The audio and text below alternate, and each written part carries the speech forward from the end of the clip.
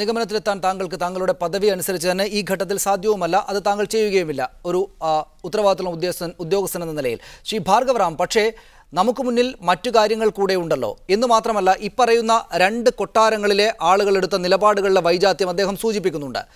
ഇത് നമ്മൾ രാജകുടുംബം എന്നിങ്ങനെ പറഞ്ഞുകൊണ്ടിരിക്കുമ്പോൾ 100,000 ആളുകൾ ചേർന്ന ഓരോരുത്തരും ഓരോ വ്യക്തികളും ഓരോ സമയത്ത് തന്നെ പലതായിരിക്കുന്നതാണല്ലോ. അതിൽ ഒരാൾക്കൊക്കെ നിറയെ സ്വർണം കാണുമ്പോൾ അവിടേക്ക് നിരന്തരമായി പോകാനുള്ള വഴിയുണ്ടാകുമ്പോൾ അതൊക്കെ അടിച്ചു മാറ്റാൻ തോന്നുന്നത് സ്വാഭാവികമാണ്. നിങ്ങൾ പക്ഷേ ഒരു കുടുംബത്തിനൊന്നാകെ വിശുദ്ധ പദവി നൽകി ഈ പറയുന്ന വിശ്വാസികളെ ആരും വഞ്ചിച്ചിട്ടില്ല എന്ന നിലപാടെടുക്കാൻ നിങ്ങളുടെ സംഘടനയ്ക്ക് എങ്ങനെയാണ് അധികാരം കൈവരിക? അവിടെ മാർത്താണ്ഡവർമ്മയ്ക്കെതിരെ എല്ലാ വിരലുകളും ചൂണ്ടപ്പെടുന്നുണ്ടെങ്കിൽ, അത് അമിക്കസ് ക്യൂറി എന്ന പ്രധാനപ്പെട്ട സംവിധാനത്തിൻ്റെ കൂടെ വിരൽ ചൂണ്ടപ്പെടുന്നുണ്ടെങ്കിൽ അത് അന്വേഷിക്കൂ, അദ്ദേഹത്തിനെതിരെ സംശയമുണ്ട് എന്നുകൂടെ പറയാത്തത് എന്തുകൊണ്ടാണ് നിങ്ങൾ? ഇല്ല, ഈ വിഷയത്തിൽ നമ്മുടെ നിലപാട് വളരെ കൃത്യമായിട്ട് പറയപ്പെട്ടതാണ്.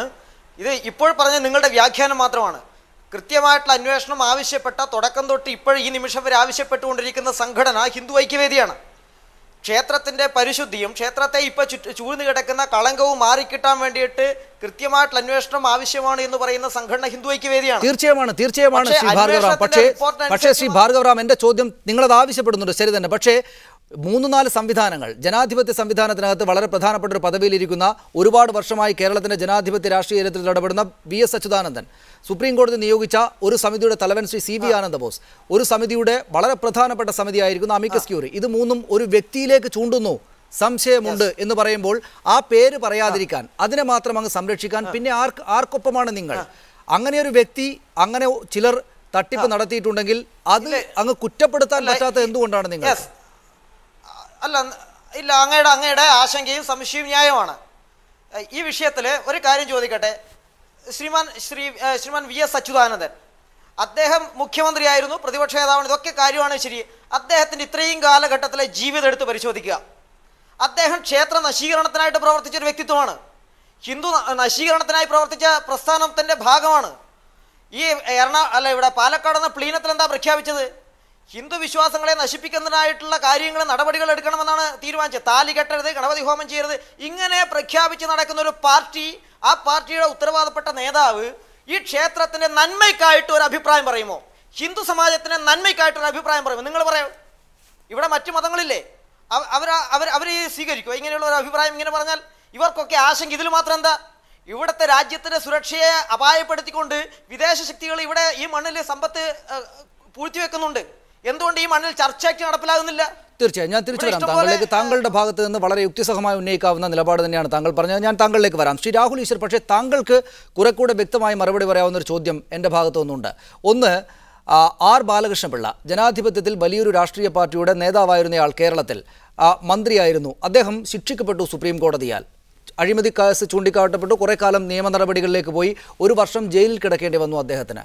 ശിക്ഷിക്കപ്പെട്ടില്ലെങ്കിലും വലിയ തോതിലുള്ള മാനസിക പ്രയാസമുണ്ടാക്കി മറ്റൊരു രാഷ്ട്രീയ നേതാവായ പിണറായി വിജയന് ലാവ്ലിൻ അഴിമതി കേസ്. ഇവർ രണ്ടുപേരും 5 വർഷം കൂടുമ്പോൾ നാട്ടുകാർക്ക് മുന്നിൽ വോട്ടിനായി ചെല്ലേണ്ടുന്ന രാഷ്ട്രീയ പാർട്ടികളുടെ തലവന്മാരായിരുന്നു.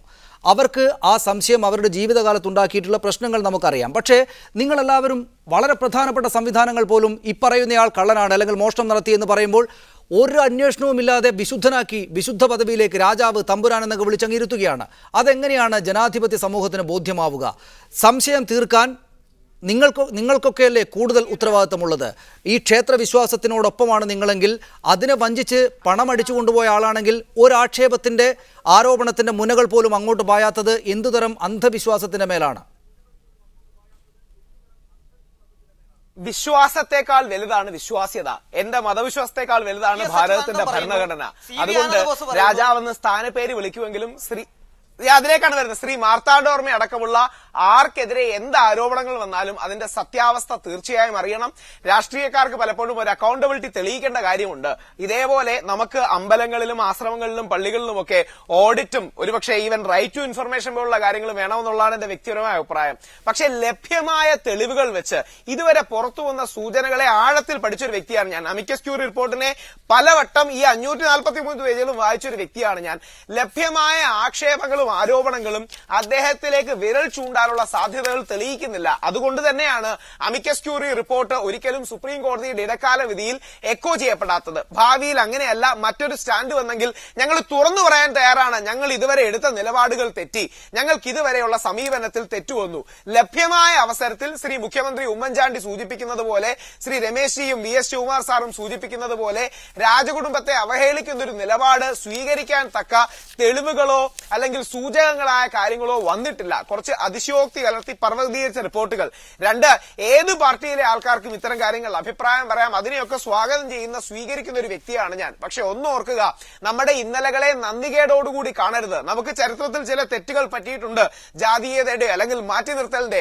അത്തരം കാര്യങ്ങൾ മാറ്റി ഹിന്ദു പിന്നോക്ക സമുദായത്തിന് പ്രാതിനിധ്യം കൊടുത്ത്, വനിതയ്ക്ക് പ്രാതിനിധ്യം കൊടുത്ത്, SC/STക്ക് തിരിച്ചു വരാം. താങ്കൾ വിഷയത്തിൽ അല്പം വ്യതിചലിച്ചു പോകുന്നു എന്ന തോന്നൽ കൂടെ ഉള്ളതുകൊണ്ടാണ് ഞാൻ ഇവിടുന്ന് ഞാൻ താങ്കളിലേക്ക് വരാം. ശ്രീ നീലലോഹിതദാസൻ നാടാർ, ഈ ലഭ്യമായ തെളിവുകൾ വെച്ച് അങ്ങനെ ആരോപണം ഉന്നയിക്കാൻ കഴിയില്ല എന്നാണ് രാഹുൽ ഈശ്വറിന്റെ വാദം.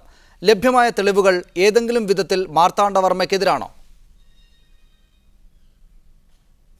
മാർത്താണ്ഡവർമ്മയ്ക്ക് മാത്രമല്ല, മാർത്താണ്ഡവർമ്മ മരിച്ചുപോയി. മാർത്താണ്ഡമ്മയെ ചുറ്റിപ്പറ്റി നിന്ന പലരും ഇപ്പോഴും ജീവിച്ചിരിപ്പുണ്ട്. അതുകൊണ്ട് മാർത്താണ്ഡവർമ്മ എന്ന് പറഞ്ഞ് ഒതുക്കി നിർത്തുന്നില്ല. മാർത്താണ്ഡവർമ്മയെ ചുറ്റിപ്പറ്റി നിന്ന് ഈ കാര്യങ്ങൾ നടത്തിയ ആളുകൾ ജീവിച്ചിരിപ്പുണ്ട്. അവരെ അടക്കം അവർ ചില ആളുകൾ അടവുകളും നിലപാടുകളും മാറ്റി തുടങ്ങിയിട്ടുണ്ട്. അത് വേറെ കാര്യം. ഈ കാര്യങ്ങൾ അന്വേഷിക്കേണ്ടതായിട്ടുണ്ട്. അതുപോലെ തന്നെ ഈ കാര്യത്തെ സംബന്ധിച്ചിടത്തോളം ഈ പുതിയ സംവിധാനം വന്നതിന് ശേഷം, കോടതി നിരീക്ഷണത്തിൽ കാര്യങ്ങളായതിനു ശേഷമാണ് ഈ മണ്ണ് കൊണ്ടുപോകുന്ന ചെളിയിൽ പൂഴ്ത്തി സ്വർണം കൊണ്ടുപോയെന്ന് പറഞ്ഞത്. അപ്പൊ ഇതൊന്നും ഇല്ലായിരുന്ന കാലഘട്ടത്തിൽ എന്തുമാത്രം മോഷണങ്ങൾ നടന്നിരിക്കും? അത് മാർത്താണ്ഡവർമ്മയ്ക്ക് മാത്രമാണോ? മറ്റാർക്കെങ്കിലും പങ്കുണ്ടോ? മാർത്താണ്ഡവർമ്മ ചാർജ് എടുത്തതിന് ശേഷമാണ് ഉണ്ടായിട്ടുള്ളത്. ഈ കാര്യങ്ങളെക്കുറിച്ചൊക്കെ സമഗ്രമായ അന്വേഷണം ആവശ്യമാണ്. വെറുതെ അന്തരിച്ചുപോയ മാർത്താണ്ഡവർമ്മയെ മാത്രം ഒതുക്കി നിർത്തിയത് അന്വേഷണം നടത്തുന്നത് ശരിയല്ല. അതിലപ്പുറമുള്ള വിപുലവും വ്യാപകമായ അന്വേഷണം വേണം. താങ്കൾ പറയുന്നത് ഈ രാജകുടുംബത്തിന് എന്ന് വിളിക്കപ്പെടുന്ന മാർത്താണ്ഡവർമ്മയുടെ കുടുംബത്തിന് മൊത്തത്തിൽ തന്നെ ഇതിൽ പങ്കുണ്ട് എന്നാണോ? നമുക്ക് മുന്നിലുള്ള ഇപ്പറയുന്നതിന് തെളിവുകളൊന്നുമില്ല, ആരുടെയും മുന്നിലില്ല. അമിക്കസ് ക്യൂറി റിപ്പോർട്ടിൽ ഉണ്ടത്രേ എന്നാണ് കൂടുതലുള്ളത് എന്നാണ് പറയുന്നത്. എന്നാൽ അതിന് മറുപടിയായി ഗൗരി ലക്ഷ്മിബായി പറഞ്ഞിരിക്കുന്നതിനും തെളിവുകളില്ല. ജീവനുള്ള കാലത്തോളം ഞങ്ങൾ ഒന്നും ചെയ്യുകയില്ല എന്ന അവരെ വിശ്വസിക്കുന്ന ആളുകൾക്ക് വിശ്വസിക്കാവുന്ന ഒരു പ്രസ്താവന മാത്രമാണ്. അതുകൊണ്ട് നമുക്കങ്ങനെ തീർപ്പ് പറയാവുന്ന അവസ്ഥ ഇനിയും എത്തിയിട്ടില്ല എന്ന് വേണം മനസ്സിലാക്കാൻ. അവര് പറഞ്ഞ എന്താണെന്ന് അറിഞ്ഞുകൊണ്ട് അവരെ കുറിച്ച് എനിക്ക് കൂടുതൽ അറിയത്തുമില്ല. അതല്ല ഞാൻ പറഞ്ഞത്. അല്ലാതെ തന്നെ ഈ രാജകുടുംബത്തെ ചുറ്റിപ്പറ്റി നിൽക്കുന്ന പാദസേവകരായ അവരുടെ കിങ്കരന്മാരുണ്ട്. അവരിപ്പോ പുതിയ വേഷത്തിൽ ഇപ്പം ജില്ലാ ജഡ്ജിയെ നേതൃത്വത്തിൽ പുതിയ ഭരണസമിതി ഉണ്ട്. ഈ ഭരണസമിതി എങ്ങനെ സ്വാധീനിക്കാനും കാര്യങ്ങൾ വഴിതെറ്റിക്കാനും ഒക്കുമെന്ന് അവർ നോക്കുമെന്നാണ് ഞാൻ കരുതുന്നത്. അതുകൊണ്ട് ഇതിനെക്കുറിച്ച് വളരെ കരുതലോടുകൂടി കാണണമെന്നുള്ളതാണ്. അത് കാലാകാലങ്ങളിൽ ഇവിടെ രാജഭരണകാലത്തും ജനകീയ ഭരണം വന്നതിന് ശേഷവും ചെയ്തുകൊണ്ടിരിക്കുന്ന ഇതാണ്. എല്ലാ രാഷ്ട്രീയ കക്ഷികളിലും അവരുടെ ചില ഏജന്റന്മാരുണ്ട്.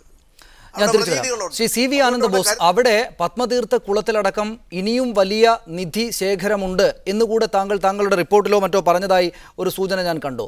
അത്തരത്തിൽ ഇതുവരെ പരിശോധിക്കപ്പെടാത്ത ഇടത്തുകൂടെ ആ സ്ഥലങ്ങളിൽ വലിയ തോതിലുള്ള മുതൽ ഉണ്ടായിട്ടുണ്ട്, ശേഖരിക്കപ്പെട്ടിട്ടുണ്ട് എന്നതിനുള്ള തെളിവുകൾ താങ്കൾക്ക് ലഭ്യമായിരുന്നോ? തെളിവുകൾ ഇല്ല. ഇത് ചരിത്രത്തിൻ്റെ പശ്ചാത്തലത്തിൽ ചൂണ്ടിക്കാട്ടിയ ഒരു കാര്യമാണ്. ടിപ്പുവിൻ്റെ പടയോട്ടക്കാലത്ത് അന്നത്തെ പ്രഭുക്കന്മാരും ഇടപ്രഭുക്കന്മാരും അവരുടെ സ്വത്ത് സൂക്ഷിക്കാൻ പത്മനാഭസ്വാമി ക്ഷേത്രത്തിൽ ഏൽപ്പിച്ചിരുന്നുവെന്നും അന്നത്തെ സാഹചര്യത്തിൽ പെട്ടെന്ന് ഒരു നടപടി എടുക്കേണ്ടതുകൊണ്ട് ഇതിൽ പലതും പത്മതീർത്ഥ കുളത്തിൽ താഴ്ത്തി എന്നും ചരിത്രരേഖയുണ്ട് എന്ന് ചൂണ്ടിക്കാട്ടിയപ്പോൾ അത് അന്വേഷിക്കേണ്ടതാണ് എന്നല്ലാതെ പത്മതീർത്ഥ കുളത്തിൽ നിധി താഴ്ത്തി എന്നൊരഭിപ്രായം ഇല്ല. ചില സംശയങ്ങൾ ന്യായം എന്ന് തോന്നി, ഗൗരവതരം എന്ന് തോന്നി ചില സംശയങ്ങൾ ഉന്നയിച്ചു. അതിനുള്ള മറുപടി ഇന്നിവിടെ ചർച്ചയിൽ പങ്കെടുത്ത എല്ലാവരും പറഞ്ഞതുപോലെയും കവടിയാർ കൊട്ടാരത്തിൻ്റെ പ്രതിനിധി എന്ന് പറഞ്ഞു എന്ന് പറയപ്പെട്ടതുപോലെയും അന്വേഷിക്കുക. അന്വേഷണത്തിൽ സത്യം കണ്ടെത്തട്ടെ. ശ്രീപത്മനാഭൻ്റെ സത്യം ശ്രീപത്മനാഭൻ തന്നെ തെളിയിക്കും എന്ന് വിശ്വസിക്കുന്ന ഒരാളാണ് ഞാൻ. ഇവിടെ സുപ്രീം കോടതിയുണ്ട്, അന്വേഷണ ഏജൻസികളുണ്ട്. അതിൽ അന്വേഷിച്ച് തെളിവ് വരുന്നത് വരെ ആരെയും കുറ്റക്കാരനായി കാണുന്നത് ശരിയല്ല. വ്യക്തിപരമായി ഞാൻ ആരെയും കുറ്റക്കാരായി കാണുന്നുമില്ല. ശ്രീ CV ആനന്ദ ബോസ്, ഒപ്പം ഈ വലിയ തോതിൽ വിദേശത്തേക്ക് കാര്യങ്ങൾ കടത്തിയിട്ടുണ്ട് എന്ന് കൂടെ താങ്കൾ പറഞ്ഞതായി കണ്ടോ? ഈ വലിയ ആർക്കിയോളജിക്കൽ മൂല്യം, ഒരുപക്ഷെ അതിൻ്റെ സമ്പത്ത് എന്ന നിലക്കുള്ള മൂല്യത്തേക്കാൾ 10 മടങ്ങ് വലിയ ആർക്കിയോളജിക്കൽ മൂല്യമുള്ള കാര്യങ്ങളാകുമല്ലോ ഇങ്ങനെ കടൽ കടന്നു പോയിട്ടുണ്ടാവുക. അതൊക്കെ എത്ര വലിയ തോതിലുള്ള നഷ്ടമാണ് ആ ഘട്ടത്തിൽ ഉണ്ടായിട്ടുണ്ടാവുക എന്നാണ് താങ്കൾ കാണുന്നത്? അതേത് കാലഘട്ടത്തിലാകും അത് നഷ്ടപ്പെട്ടത് എന്നെങ്കിലും പറയാമോ? ഈ രംഗത്ത് കുറച്ചു കാലം പ്രവർത്തിച്ച ഒരു വ്യക്തി എന്ന നിലയിൽ നാഷണൽ മ്യൂസിയത്തിൻ്റെ തലവനും അതിൻ്റെ അനുബന്ധ സർവകലാശാലയുടെ വൈസ് ചാൻസലറും ആയിരുന്നതുകൊണ്ട് പുരാവസ്തുക്കൾ മറ്റ് രാജ്യങ്ങളിലേക്ക് പലപ്പോഴും കടത്തപ്പെട്ടിട്ടുണ്ട്. അങ്ങനെ കടത്തപ്പെട്ടിട്ടുണ്ടെങ്കിൽ അത് ഗൗരവമുള്ള കാര്യമാണ്.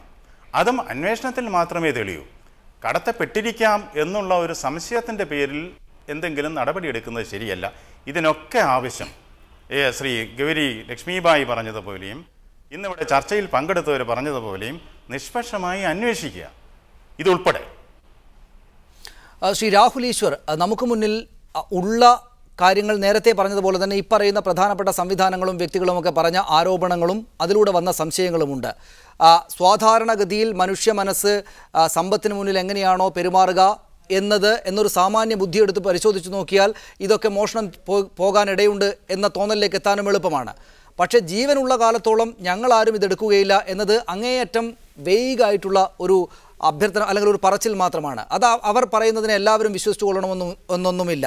അതുകൊണ്ട് അവരെക്കാൾ കൂടുതൽ ഈ പറയുന്ന സംവിധാനങ്ങൾ പറയുന്നത് വിശ്വസിക്കാനല്ലേ ജനത്തിന്, നാട്ടുകാർക്ക് കൂടുതൽ കാര്യങ്ങളുള്ളത്, കാരണങ്ങളുള്ളത്? അങ്ങനെ തന്നെ വേണം. നാളെ CAG പറയുകയാണെങ്കിൽ, സുപ്രീം കോടതി പറയുകയാണെങ്കിൽ ദൈവം പറയുന്നതിനേക്കാളും അവസാന വാക്ക് തന്നെയാണ്, സംശയമില്ല. പക്ഷെ അവർ പറയുന്നത് വരെ വെയിറ്റ് ചെയ്യണമെന്നും മാത്രമല്ല, നമ്മൾ ഓർക്കേണ്ടത് 1947 നമ്മുടെ നിസാം അടക്കം ഓസ്ട്രേലിയ അടക്കം പല രാജ്യങ്ങളിലും കൊണ്ട് ഈ രാജ്യത്തെ സ്വത്തിട്ടപ്പോ വേണ്ട ഈ തിരുവിതാംകൂറിന്റെ മണ്ണിൽ തന്നെ ജനിച്ച് ജീവിച്ചു മരിക്കണമെന്ന് ആഗ്രഹിച്ച, ഇനി എത്ര ജന്മങ്ങൾ ജനിക്കാലും അനന്തപത്മനാഭന്റെ മണ്ണിൽ ജനിച്ച് ജീവിക്കണമെന്ന് ആഗ്രഹിച്ച ആ രാജകുടുംബം അമ്പലത്തിന് വെളിയിൽ ഇറങ്ങുമ്പോൾ കാൽ തട്ടി മണൽ പോലും അമ്പലത്തിന്റെ വെളിയിൽ പോകുന്നില്ല എന്ന് ഉറപ്പുവരുത്തുന്ന രാജകുടുംബത്തെ സംശയിക്കാൻ ലഭ്യമായ വിവരങ്ങൾ ഇതുവരെ കിട്ടിയിട്ടില്ല. ഇനിയും വന്നാൽ സംശയിക്കാൻ ഞങ്ങൾ റെഡിയാണ്. പക്ഷെ ലഭ്യമായ വിവരങ്ങൾ വെച്ച് അങ്ങനെ കിട്ടിയിട്ടില്ല. അവരുടെ ഇന്റഗ്രിറ്റി, അവരുടെ ഓണസ്റ്റി ഇതുവരെയുള്ള അവസരങ്ങളിൽ വിശ്വസിക്കാം. അത് കഴിഞ്ഞ 2 ആഴ്ച കൊണ്ട് തട്ടിയ ഉലച്ചിൽ ഏകദേശം 1050 വർഷങ്ങളുടെ കണക്കെടുപ്പുകളെ അല്ലെങ്കിൽ 1050 വർഷങ്ങളുടെ വിശ്വാസ്യതയെ തകർക്കില്ല. അതുകൊണ്ടാണ് ഞാൻ ഗ്രൗണ്ട് റിയാലിറ്റിയാ പറയുന്നത്. 53ഓളം സംഘടനകളോട് സംസാരിച്ചിട്ട് ഒരു സംഘടനയ്ക്ക് പോലും തിരുമനസ് മഹാരാജാവിനെതിരെയോ രാജകുടുംബത്തിനെതിരെയോ സ്റ്റാൻഡ് എടുക്കണമെന്ന് ആഗ്രഹമില്ലാത്തത് അവർ ഈ നൂറ്റാണ്ടുകളിലൂടെ ആർജിച്ച വിശ്വാസ്യതയാണ്. അത് പറയുമ്പോൾ തന്നെ അതിനേക്കാൾ പ്രധാനമാണ് CAG, അതിനേക്കാൾ പ്രധാനമാണ് സുപ്രീം കോടതി.